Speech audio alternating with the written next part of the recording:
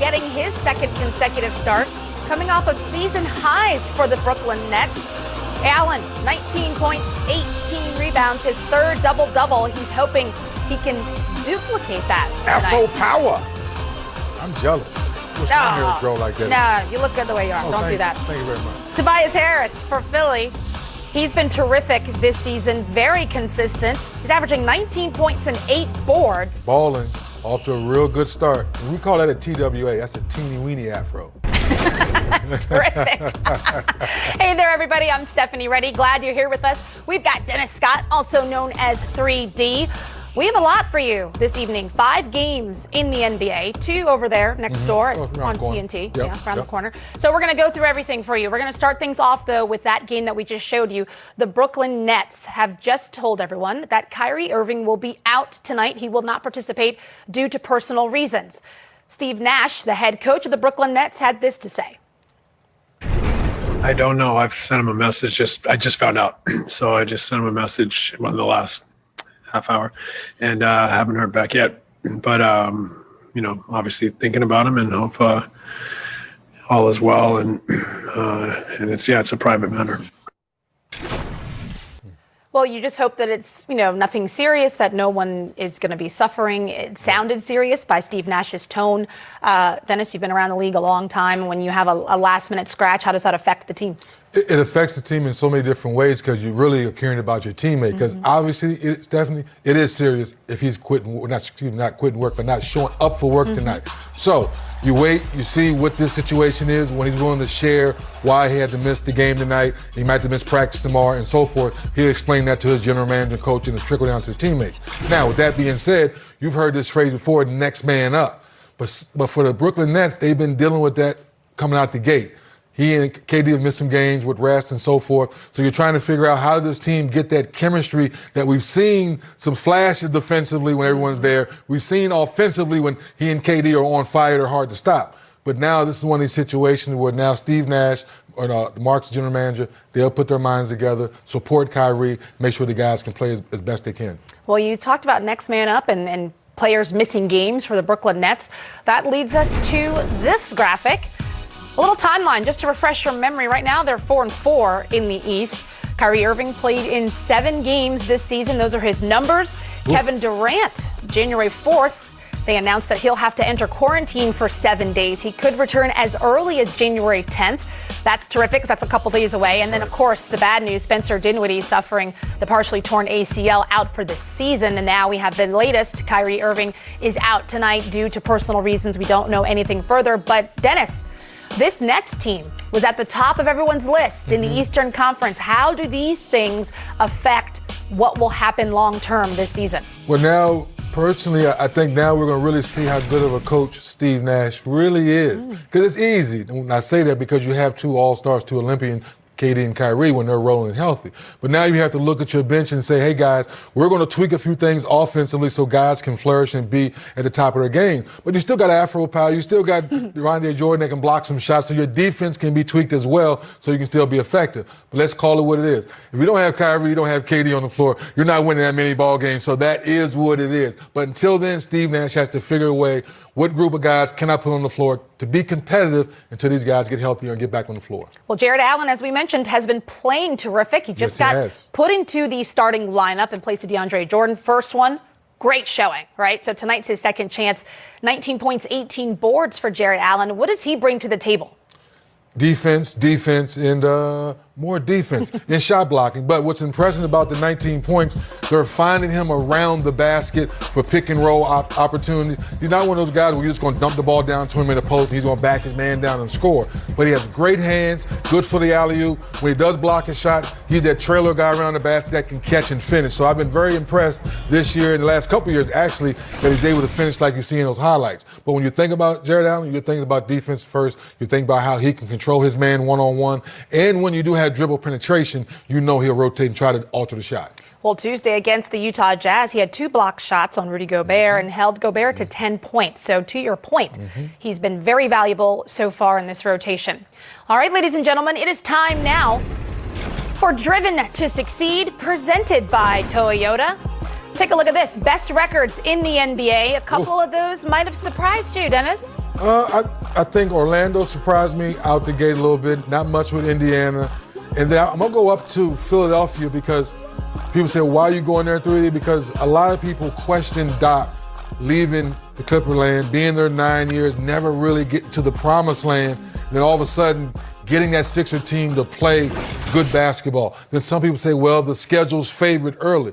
Well, if they were 3 and 4, you know what I mean? Right. Or, 4 and 4, or, something like that, then we'd be questioning, is Doc, does he have it? Are they listening to him? Is Embiid like Doc? No, obviously Doc's saying the right things because they're winning the ball games they're supposed to this early in the season. Joel Embiid. Balling. He's been playing really well. We're seeing a high level, a consistent high level.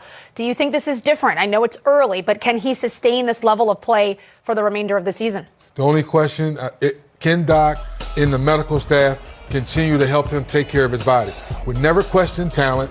We never question, does he play hard? We question, does he have that aggressive mode all the time, or attack mode, like we like to say, all the time? And I think that comes back to, does he take care of his body all season long so he can give the effort that Doc wants him to give? Ben Simmons, we've had a lot of talk, a lot of chatter about these two. Can they play together? Doc Rivers may have been able to figure out some sort of secret recipe. Ben Simmons coming off of a season-high 12 assists.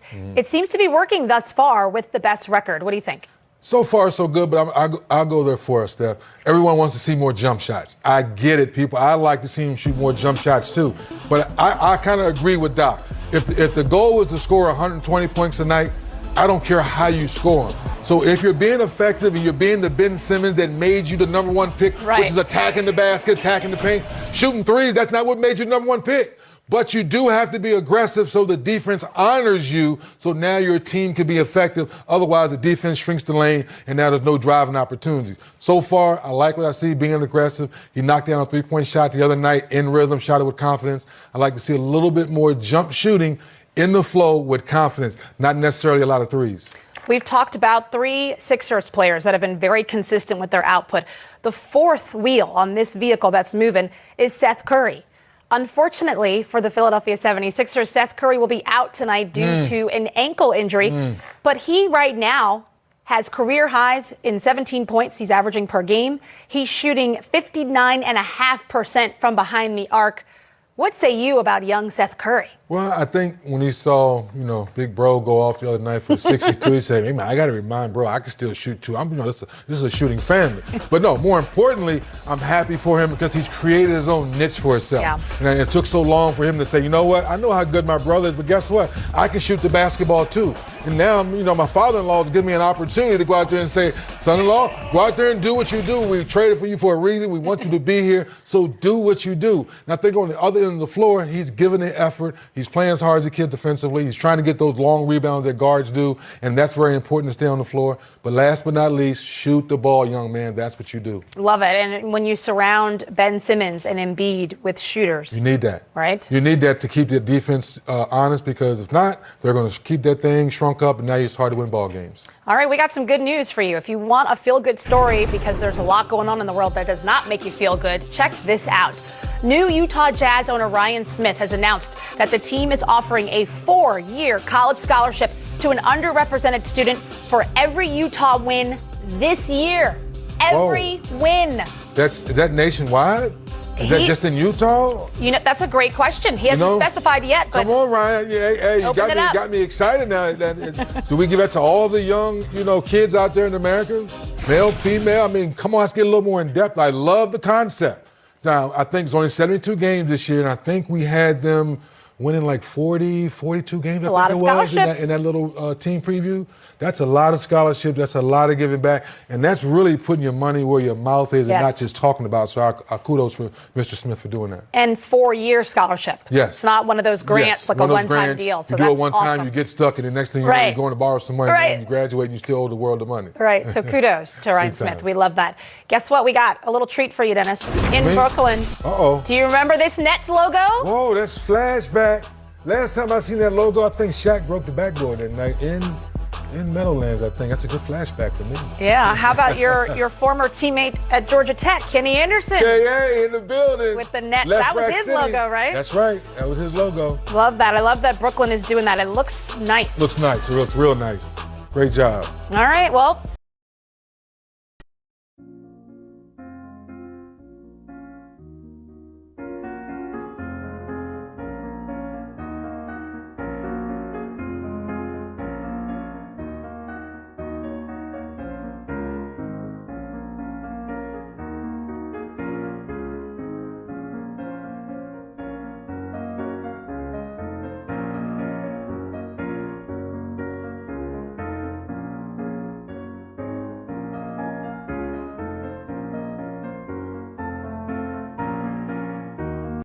We still have a lot to talk about, so we're going to send you guys on a quick break. 5 games in the NBA tonight. We're going to talk about most of them, if not all of them. Be right back.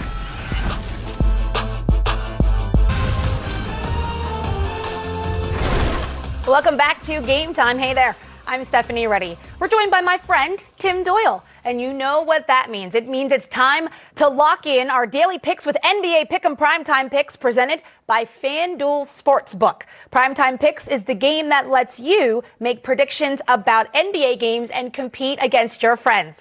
Go to NBA.com/primetimepicks. And now let's get to the picker himself, Tim. And I say that affectionately.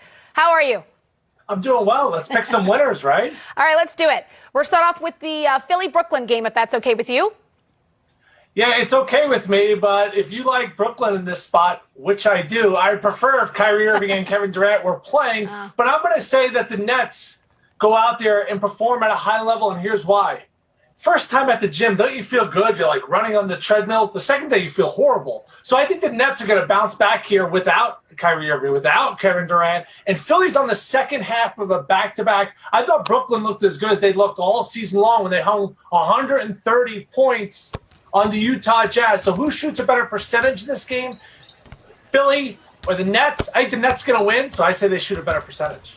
All right, so you got that first one out the way. Nets are going to shoot a better percentage. Second one, will Joe Harris hit more than 3 threes? See, now you're starting to challenge me, okay? Because he makes right around 3 a game, okay? So to win this play, he has to go out there and make 4. I say he does it. Now, he's only done it twice this year out of 8 games, but we're talking about one of the best shooters in the history of the NBA. And Stephanie, it was only a few years ago that he was sleeping on his buddy's couch playing against financial advisors at the New York Athletic Club. Forget about the New York Athletic Club. He's banging down threes in the Barclays Center. The hair is a little bit longer. He's going with no product. I'm okay with that. It's flowing a little bit more, but the jumper's always been smooth. The stroke looks good. Every time he shoots, it looks like it's going in. So with no Kyrie Irving, no Kevin Durant, they're going to need more of a presence. A guy like Joe Harris goes into this game knowing he's going to have to shoot more. So I'm going to say yes, Joe makes 5 threes in this game. Oh, and you told us how many. All right, I like that. How about this? Which team will score first in the second half? I mean, now you want me to break out the crystal ball, don't you? Because now you're going to get the ball first. And who's going to score first? I'm going to say it's the 76ers.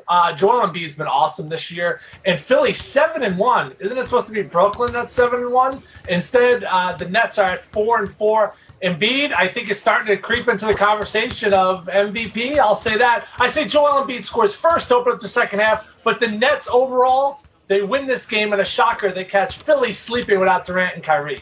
All right, we're going to move on to Dallas and Denver.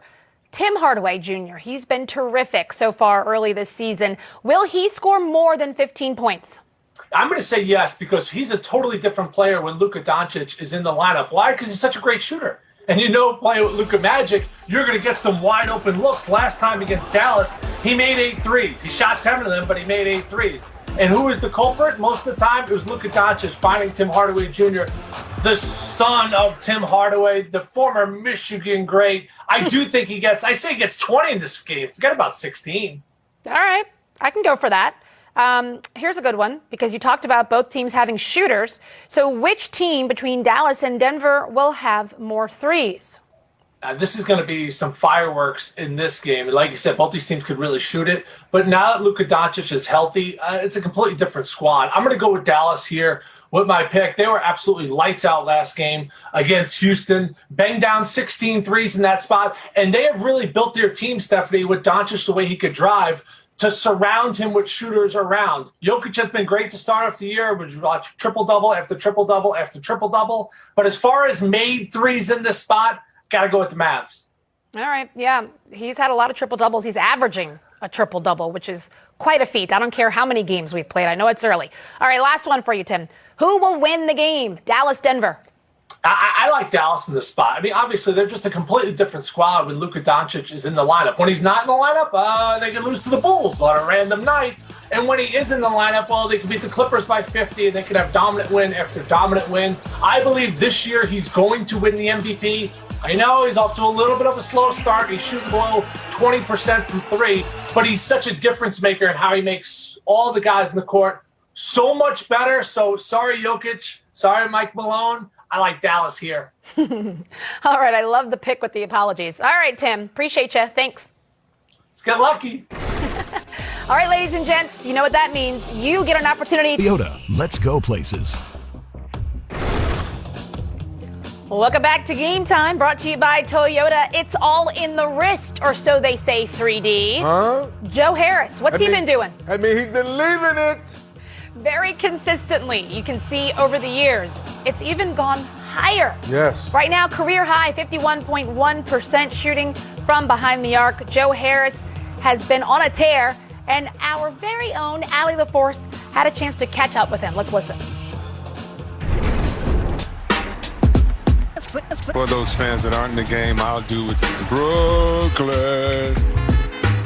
There's changes in the starting lineup that have happened recently. You know, Kyrie Irving is in and out of games. Kevin Durant is in and out of games, and you guys are constantly adjusting. How long have you had that mentality, and how important will it be to the success of this season? I think the mentality was, from the get-go, Steve, the rest of the organization, they talked about just, the power of the group and protecting the group and, being selfless and putting everybody, the team success ahead of your own individual success. And, it's sort of trickled down. We've all felt it. We all know that, all right, this is our job.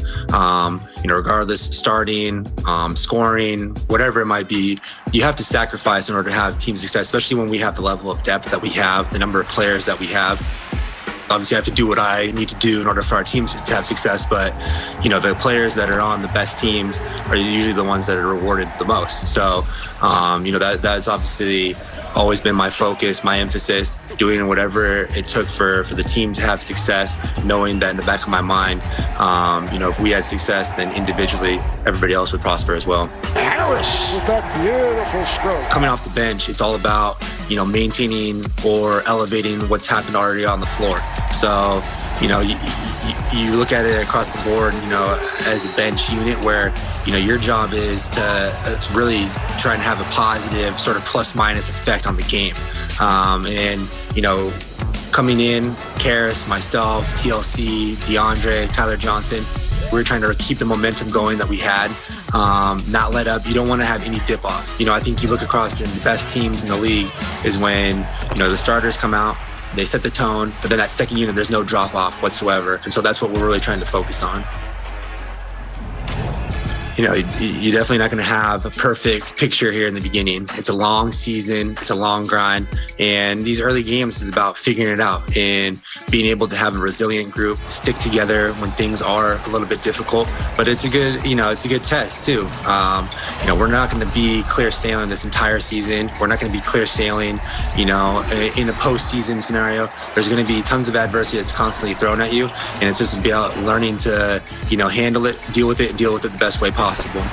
What excites you most about the potential for this Nets team to be a championship team?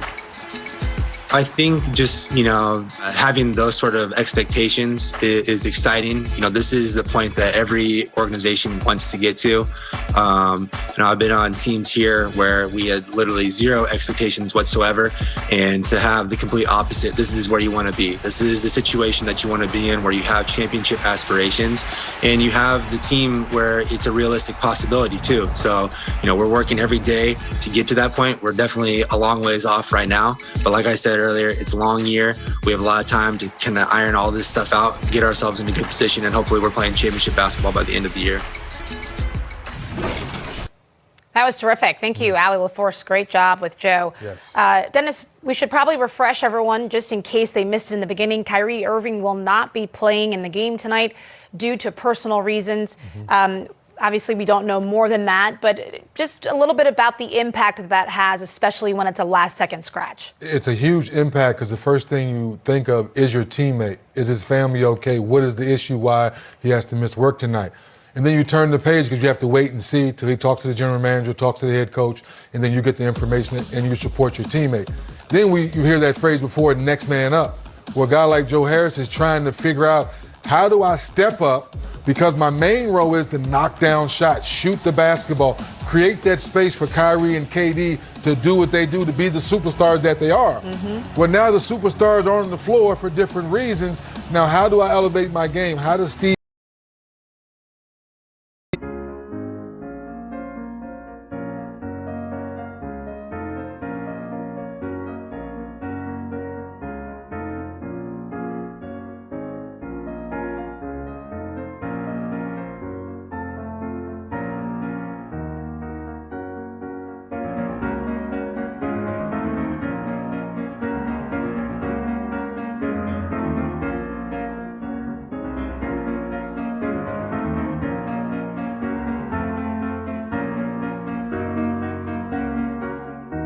Nash tweak a few things offensively to get Joe going. But guess what, Stephanie? But now if Joe's featured, well, who's over there stretching things out for Joe?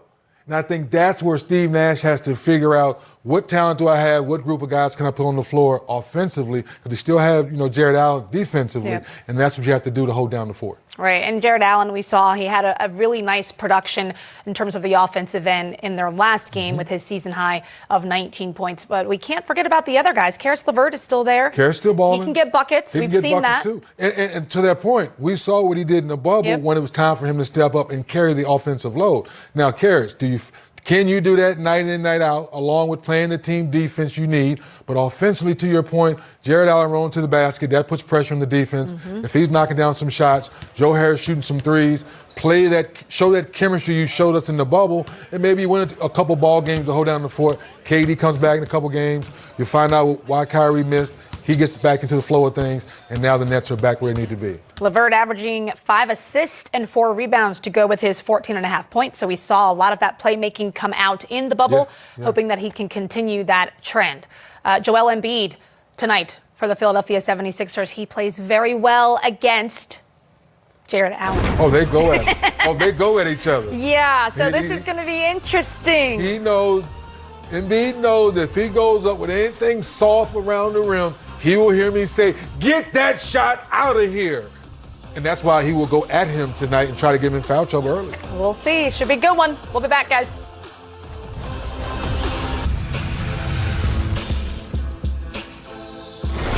Welcome back. Game Time presented by Toyota is here, point to point. Talking about these two young guns, Dennis, when you look at the comparison, both of them averaging over 20 points, shooting over 40% from the field. Jamal has the advantage when you get to the three-point shooting. Yeah. But look at Luka with the 9 boards, 7 assists. That's his advantage. Right. His size.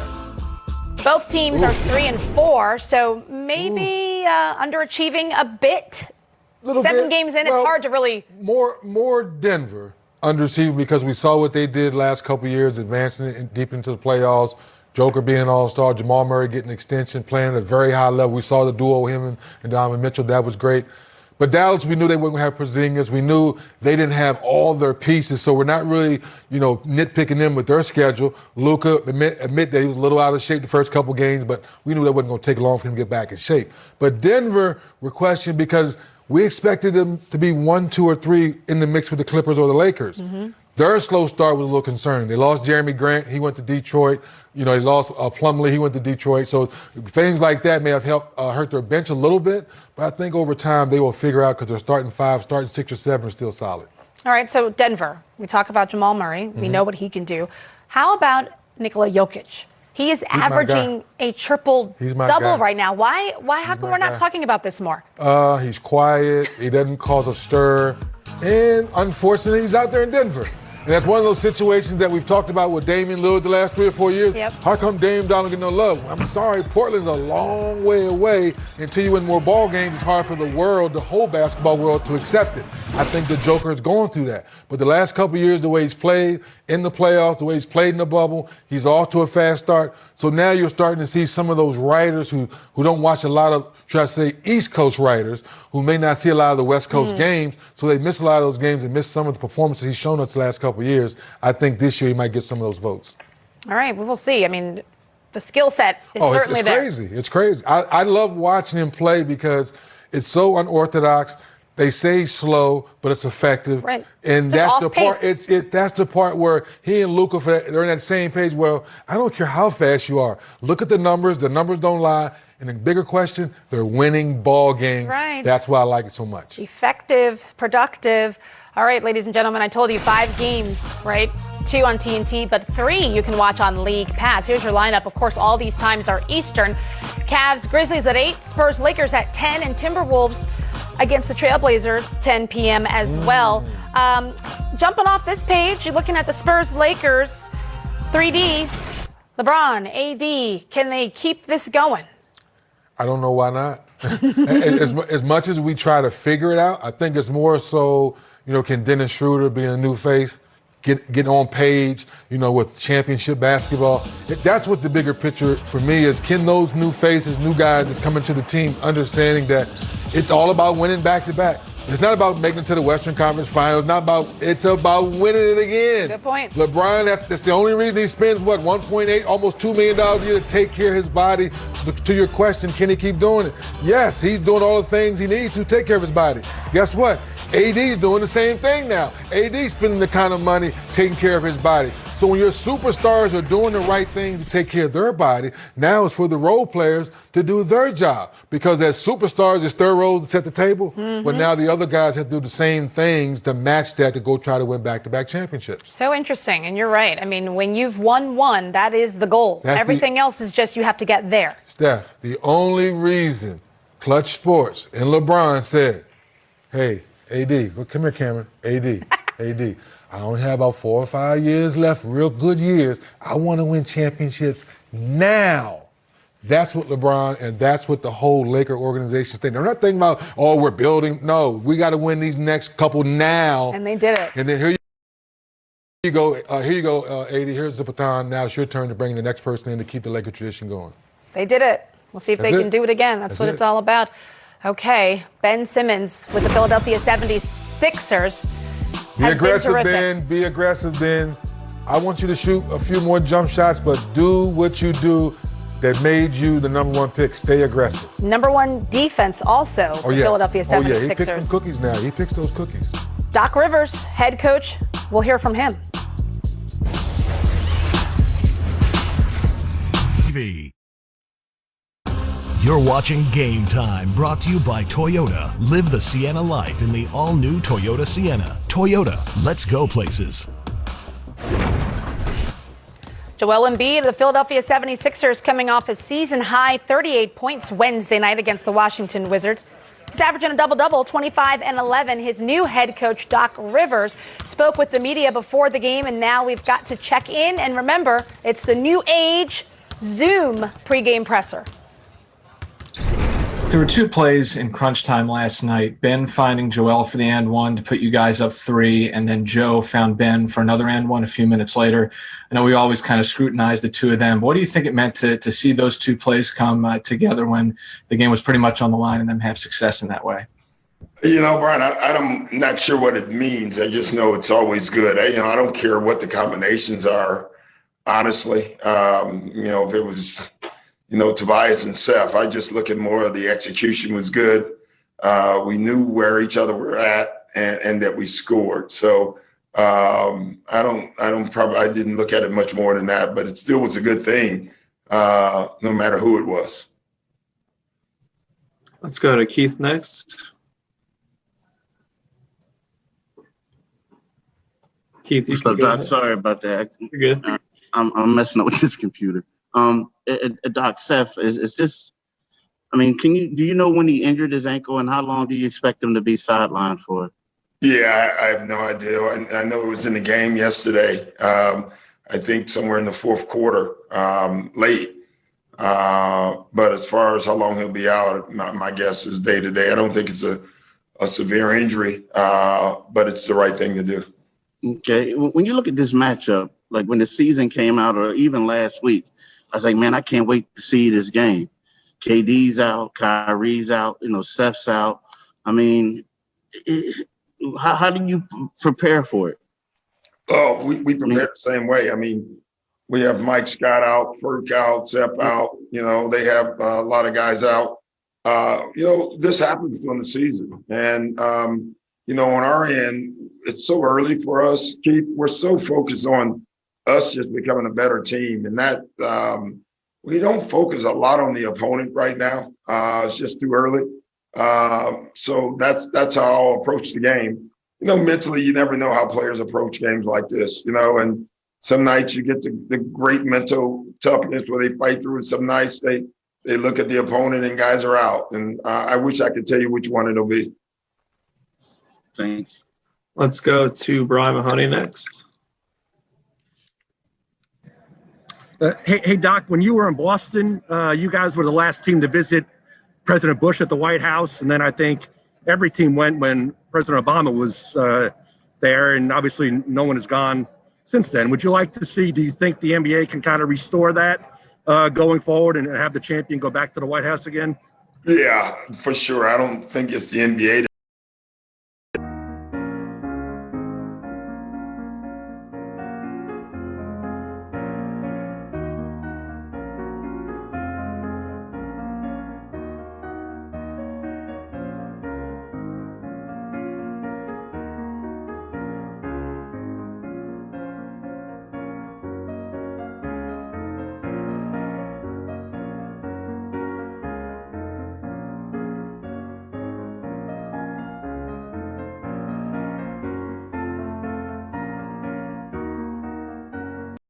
will restore it. I think it's more just who's there. And, listen, there should always be respect, Brian. I will say that no matter who's there.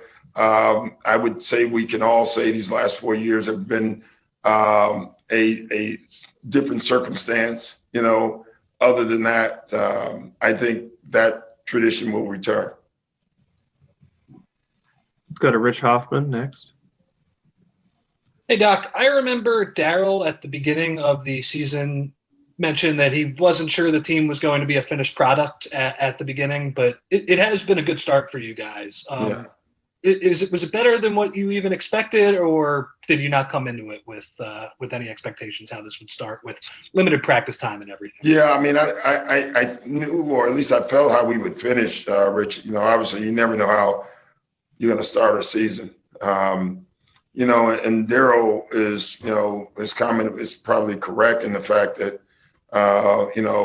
you do make changes, but they can be small changes, any changes. I mean, he's the GM president, so I'm sure he has to think that way. But I love our team as constituted, and we'll see where it goes, but it's a long season.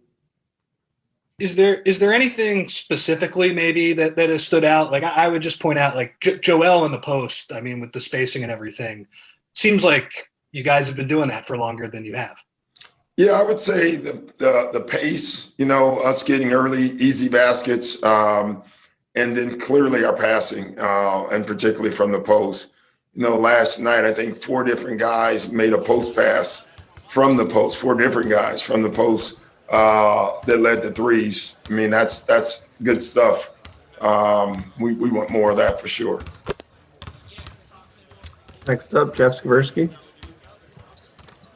Hey, Doc. How much do you think you have to guard against a potential letdown? Coming off, a game last night, you have a back-to-back. The Nets don't have their 2 biggest stars. You kind of mentioned there. Do you have to guard against the letdown at all, or is that not something you even think about or talk about? Well, listen, I'm not going to play tonight, Jeff. Unfortunately for you guys, you would see us just stellar play if I did, I'm sure. But, Jeff, that's a question that's asked a lot. I never know what the answer is or how to answer that. You try to prepare them the best you can. Listen, we're not going to trick them.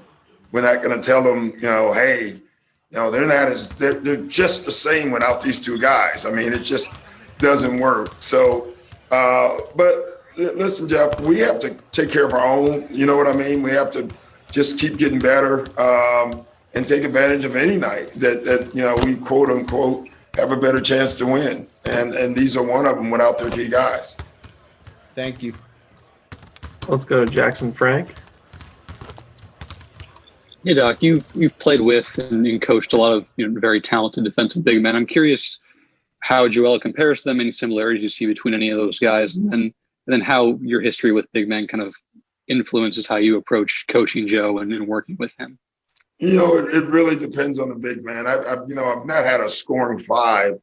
Garnett was a 4. I played with Patrick Ewing. And so if I can, I would combine those 2 together and make a Joel in some cases, because they have a little bit, he has a little bit of both of those things. Having a scoring 5 and the way Joel is, it definitely, even with Garnett, we used to always say we can always stop a run. When you have a big, you just dump it down there and something good happens. And we've been doing that. And I think our team now understands that more than anything. I think that's the key, Jack. You got to get your team to understand you don't score 4 or 5 times down the court, even if you've had great shots. Get it into the house. That's what we call it. And see what happens then. And right, Joel seems to be off. Good, Rob. Sorry, Jackson. We're just gonna run through these last 3 real quick. Starting with. No worries. Starting with Joe Varden. Hey, Doc. It's going to sound like an easy playing tonight question, but with Joel in a back-to-back, I remember when you were in Cleveland, you wanted him to play. He was going to play, and then was a late scratch. And so just beyond the will he or won't he tonight, I'm just wondering where you guys are as far as wanting him to play both nights of back-to-backs in general. It depends on the night. and where he's at. So we're on schedule. We're in a good place, but we're not going to make an announcement tonight that, so for us, it really depends on the night and where we are in games played. And that's just Joel. It's the whole team. We got to manage everyone. It's going to be our last two, Paul Hudrick, Austin Krell. Paul first. Hey, Doc, we talked a lot about Tobias's quick decision-making, but it seems like the offense as a whole, especially the starting five, are all making quick decisions and moving the basketball. And that seems to be part of why your ball movement has been so good. What have you seen there, and how big is that for all of your guys to be making quick decisions? Well, it's vital for all of us. I mean, obviously Tobias is the one I targeted. A couple guys you will allow. Ben, we don't mind him having the ball in his hands a little bit longer to make decisions. Seth probably is another one, and even Shake at times. But other than that, everyone shoot it, pass it, move it, cut, pick. As you can tell, I say that every day, all game, and we're doing that. And I think it's really important for us. We don't want the ball to get stuck is the bottom line. That's the key for us. The ball can't get stuck. It's easy to guard when it does. Thanks, Doc. All right, take it away, Austin. Hey, Doc. So, this is your first game coaching against Landry Shamet as a member of the Nets. Can you sort of talk to just like how he developed from the time that you first got him in LA versus where he was when you left LA? Yeah, I love him. Just a great kid. He really is the most serious human being in the world. He's just very intense. And you can just see his game slowly developing into what I think he will become. But I just, for me, forget all the other stuff. He's just a great kid to have on your team. Brings great energy every day. You're never going to have a bad practice if he's on the court. And that shows in the way he plays. Thanks, Coach. Thanks, everybody. All right, guys. Thanks. Doc Rivers, head coach of the Philadelphia 76ers, with his pregame presser. Dennis, he said something earlier on in that conversation where he was talking about when lots of guys are out, how do they cope? How do they adjust? He said, you worry about us. Mm-hmm. Important? Very important, because when you're a new coach, you're coming in with a new system, a new voice. And I think that's the biggest thing we all were concerned is, okay, Doc, we saw what you went through in Boston. We saw how you got started in Orlando. Then you went out to L.A. and you had some good moments, but you didn't get to that promised land like you did in Boston. Now you're coming to a team with two alpha dogs that want to figure out, well, what are you bringing to us that's going to make us better? I'm going to concentrate on you guys. I'm not worrying about the opponent. If I can get you guys playing a certain way, then guys have to worry about us. And I think that's a great approach for Doc to get everything and everyone buying into this new culture that he's selling.